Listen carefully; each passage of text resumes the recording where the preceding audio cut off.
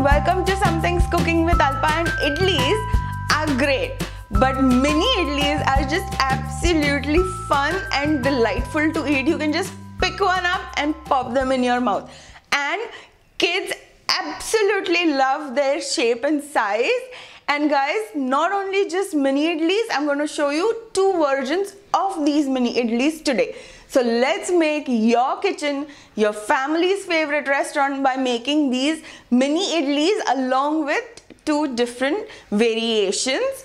Also guys, if you do like my recipes, don't forget to subscribe and then click on this bell icon so that you get notified for all my future recipes.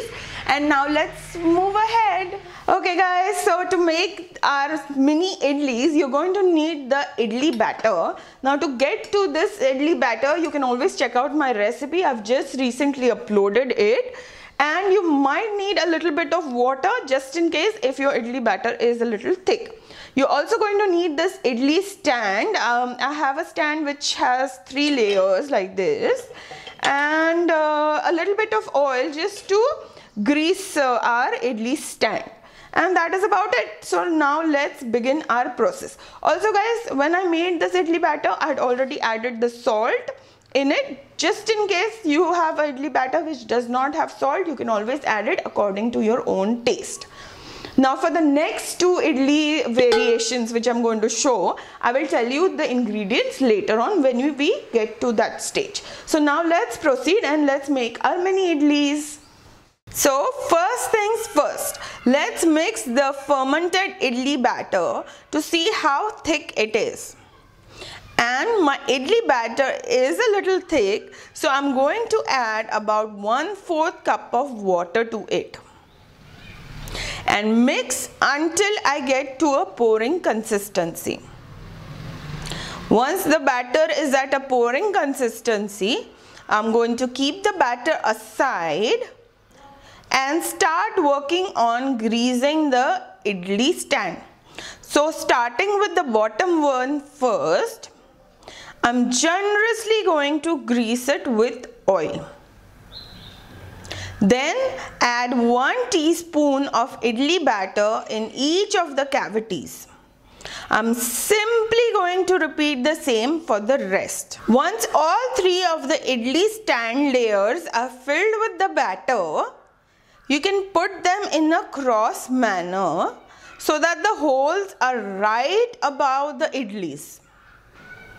And now in a pressure cooker, in which I've already added the water, and once it comes to a boil, I'm going to gently place the idli stand and cook for the next 10 minutes on high flame. And make sure when you put the lid, you put it without the whistle.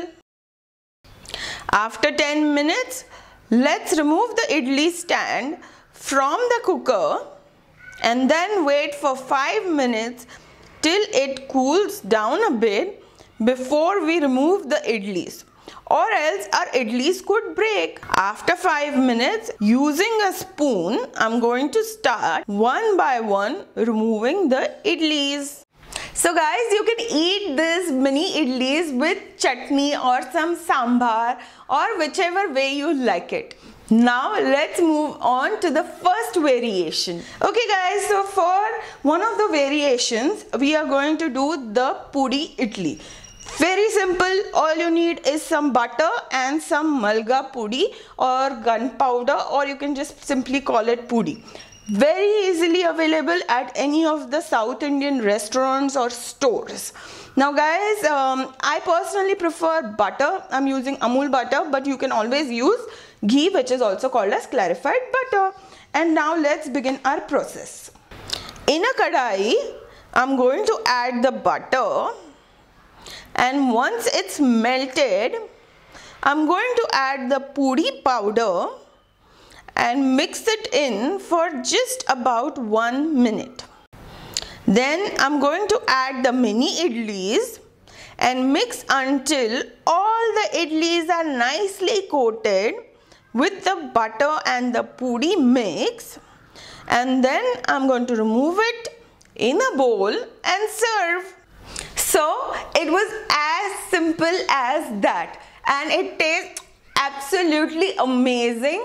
If you wish, you can add a little bit of the chili powder to it, but honestly, I prefer it just like this. Now let's move on to the second variation. Okay guys, so for the second variation, I'm going to show you how to make the masala idli. For that, you're going to need 2 tablespoons of finely diced onion, tomato and capsicum each, half teaspoon of Kashmiri red chili powder, 1/8 teaspoon of mustard seeds, which is rye, 1/8 teaspoon of urad dal, which is split black gram, some curry leaves, which is curry patta, pinch of asafoetida, which is hing, 2 dried red chili, some cilantro, which is dhania, salt, oil and some idlis. So now let's begin our process. In a kadai, I'm going to add the oil, and once hot, I'm adding the urad dal, and let's wait for it to sizzle. Then adding the rye, which is mustard seeds, followed by the dried red chilies, and then the hing, which is asafoetida, and the curry leaves, which is curry patta, and mix them. And then add the Kashmiri red chili powder, followed by the onions, and mix well. I'm also going to add the salt and then the capsicum, and then we are going to mix it well. We don't really need to fully cook the onions and the capsicum. So in just 1 minute, I'm going to add the tomatoes and cook for just 1 minute. After 1 minute, I'm going to add the idlis and mix well. And last but not least, let's add some fresh dhania leaves and mix it well together. And now it's time to remove it in a serving bowl and serve it while it's hot. So guys, I hope you enjoyed spending time with me, and do make these idlis and do let me know which ones you liked, whether you like the plain one with the pudi or the masala idlis. Do definitely let me know. And guys, don't forget to click on the subscribe button right here. This is one way you can support me. So do it right now. And if you did like this recipe, you're definitely going to like this one as well as this one. So don't forget to click on these links, and I will see you very, very, very soon. Bye. Take care.